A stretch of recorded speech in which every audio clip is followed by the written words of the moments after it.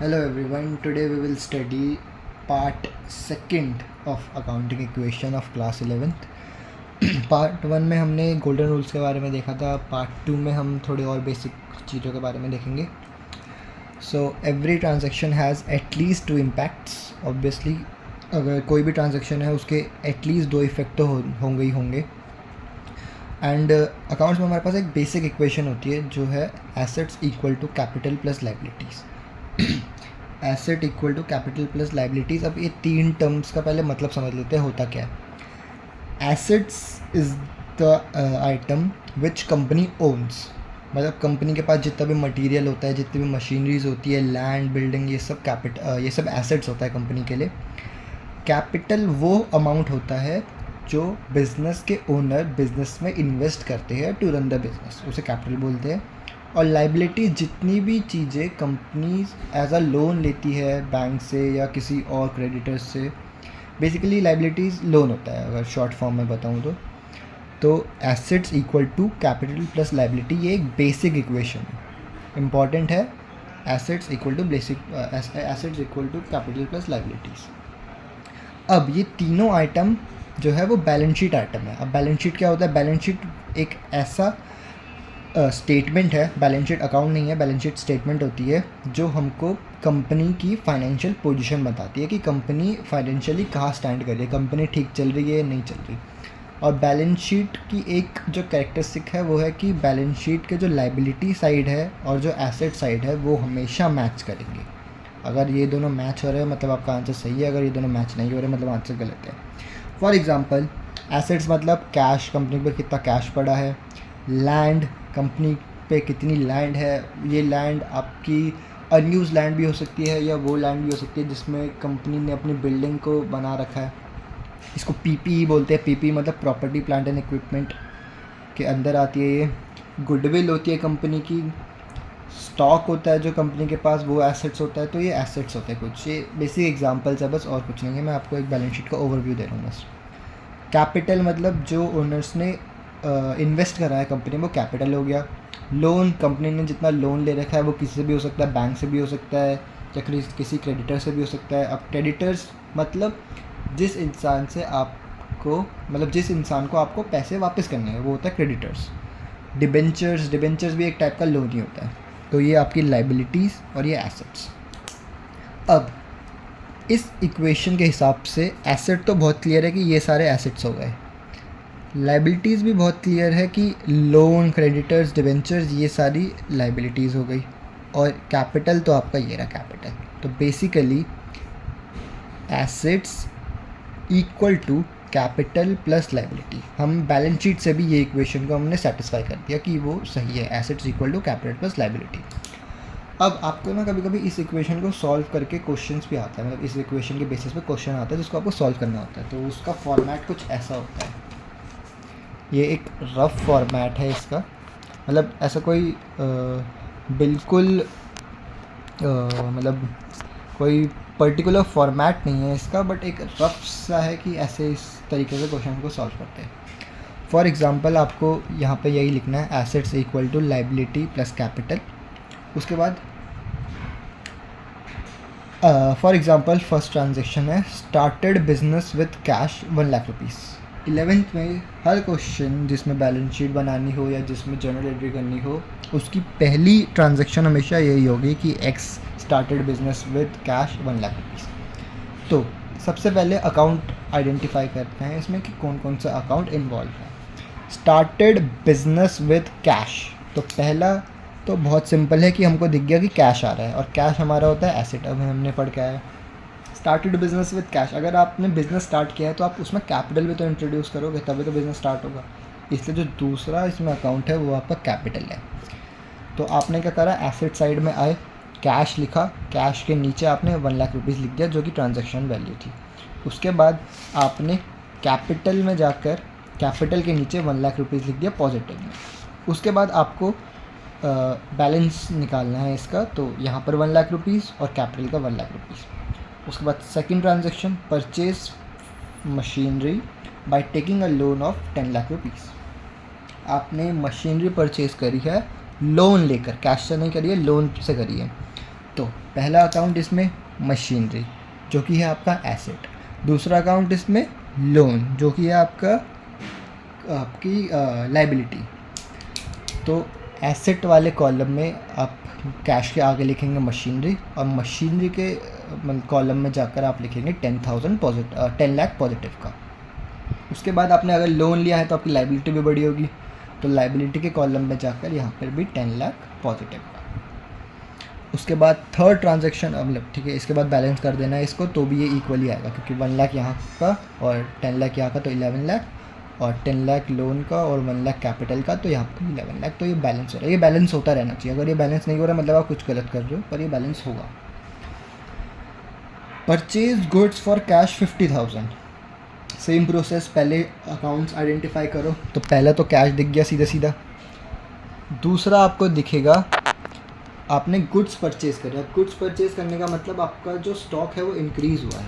Goods मतलब होता है स्टॉक, वो आपको क्वेश्चन में स्टॉक नहीं लिख के देगा, वो गुड्स ही लिख के देगा, बट गुड्स मतलब होता है स्टॉक। और आपने कैश में परचेज़ करा है तो 50,000 आपका कैश बैलेंस से कम होगा, इसलिए मैंने कैश वाले कॉलम में 50,000 नेगेटिव में दिखाया, और एसेट में ही एक स्टॉक का कॉलम बना के 50,000 उसमें ऐड कर दिया क्योंकि 50,000 के स्टॉक आ गए। तो बेसिकली 50,000 का कैश गया, 50,000 का स्टॉक आया, तो ये नील इफेक्ट हो गया, और बैलेंस अभी भी 11 लाख और 11 लाख ही आ रहा है। उसके बाद next transaction, purchase goods on credit for 10,000। ऊपर वाली ट्रांजैक्शन में हमने कैश में करा था तो बहुत ईजी था उसका, अब यहाँ पे क्रेडिट पे कर रहा है। क्रेडिट पे करने का मतलब क्या है? क्रेडिट पे करने का मतलब है कि आपने गुड्स तो परचेज कर लिए बट आपने अभी तक कैश नहीं दिया है।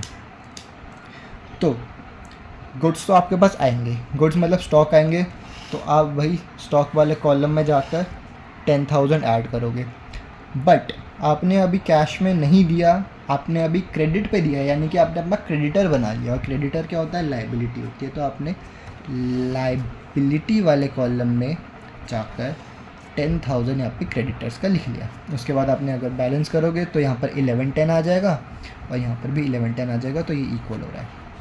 Last transaction, sold half of the stock for cash. अब आपने जितना आपका स्टॉक था उसका हाफ यानी कि 1/2 वो आपने सेल कर दिया है कैश के लिए, यानी कि आपके पास कैश आएगा और स्टॉक कम होगा। अब स्टॉक कम होगा, पहले हमें देखना पड़ेगा कि टोटल स्टॉक कितना है। तो टोटल स्टॉक हमारे पास था, पहला हमने परचेज़ किया 50,000 का, ये रहा। दूसरा हमने परचेज़ किया क्रेडिट पे, वो या 10,000 का, तो 60,000। अब 60,000 का हाफ हमने बेच लिया, तो 30,000 का स्टॉक गया और 30,000 का कैश आ गया। उसके बाद इनका भी नील इफेक्ट हो जाएगा, तो 1110। तो ये बेसिकली एक छोटा सा ओवरव्यू था कि इस अकाउंटिंग इक्वेशन को सॉल्व कैसे करते हैं। अब एंड में हम देखते हैं कि हमारा इक्वल आ भी रहा है या नहीं आ रहा। तो कैश अगर आप देखोगे तो पहले 1 लाख आया था, 50,000 गया, उसके बाद 30,000 आया। मशीनरी 10 लाख आई थी, उसके अलावा और कुछ नहीं था। स्टॉक 50,000 का आया, 10,000 का आया और 30,000 का लास्ट में सेल हो गया। लाइबिलिटी में क्रेडिटर्स 10 लाख के आए थे जो हमने मशीनरी परचेज़ किया था, उसका जो लोन था वो, और 10,000 के क्रेडिटर्स, और कैपिटल तो 1 लाख का ही था। उसके बाद एक और बेसिक इक्वेशन ये है कि opening capital plus additional capital minus drawings plus profit equal to closing capital. यानी कि अगर हम ओपनिंग कैपिटल में एडिशनल कैपिटल ऐड करेंगे और उसमें से ड्राइंग्स हटा देंगे plus profit equal to closing capital. अब ये होता क्या क्या है एक बार देखते हैं। ओपनिंग कैपिटल मतलब वो कैपिटल जो बिज़नेस के ओनर्स ने बिज़नेस स्टार्ट होते टाइम इन्वेस्ट करा था, उसे बोलते हैं ओपनिंग कैपिटल। एडिशनल कैपिटल मतलब बिज़नेस स्टार्ट हो गया है, काफ़ी टाइम हो गया बिज़नेस स्टार्ट हुए और उसके बाद जो पैसा इन्वेस्ट करा है ओनर्स ने, उसे बोलेंगे एडिशनल कैपिटल। ड्राइंग्स मतलब वो अमाउंट जो ओनर्स ने विड्रॉ करा है कंपनी से फॉर ओन पर्सनल कंजम्पशन, यानी कि खुद के खर्चों के लिए, उसे ड्राइंग्स बोलते हैं। प्रॉफिट मतलब तो पता ही है सबको, और क्लोजिंग कैपिटल आ जाएगा इन सबको सॉल्व करने के बाद। तो अब बेसिकली हम थोड़े बेसिक से क्वेश्चन देखते हैं। मैं क्वेश्चन लिख के लाया हूँ, सॉल्व अभी साथ में करेंगे।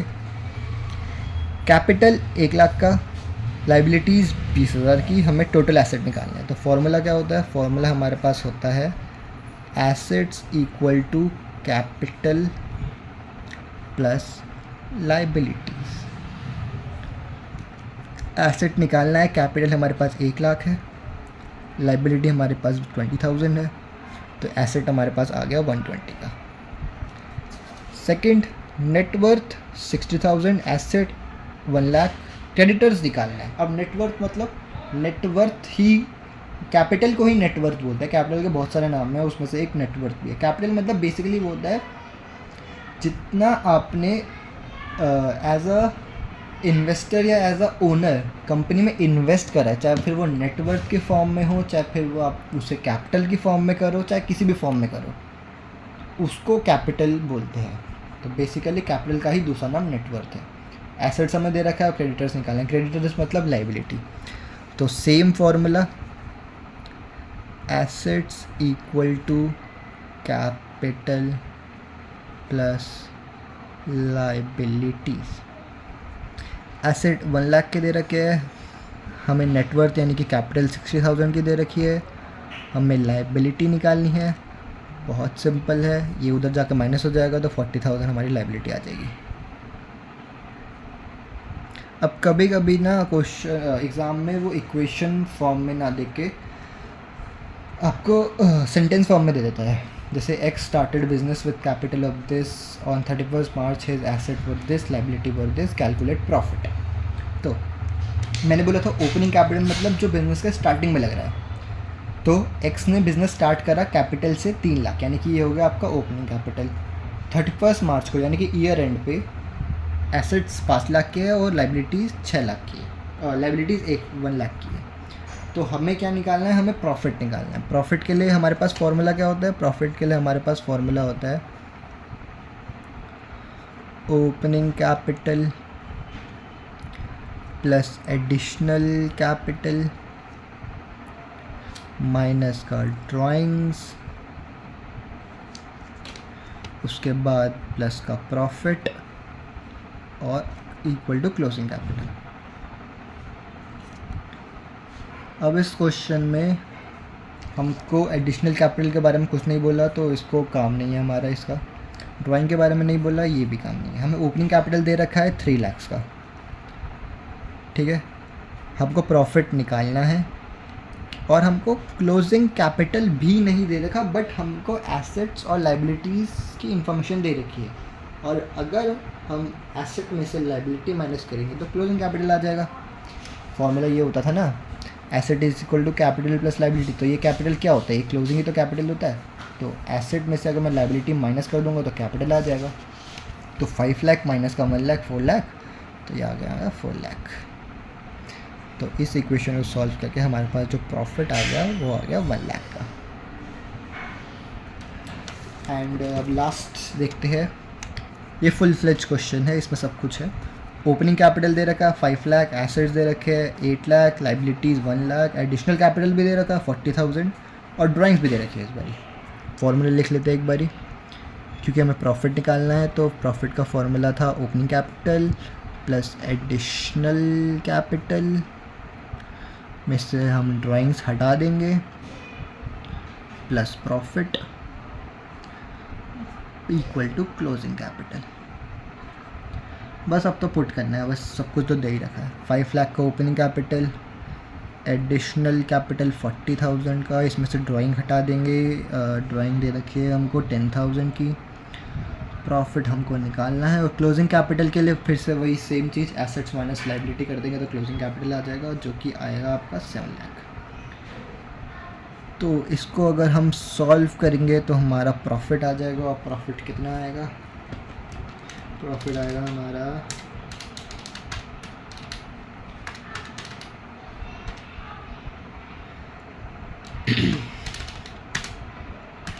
5 लाख प्लस 40,000 माइनस का 10,000 इक्वल टू, और इसको हमको लेस करना है 7 लाख से, 170 आ गया आपका प्रॉफिट।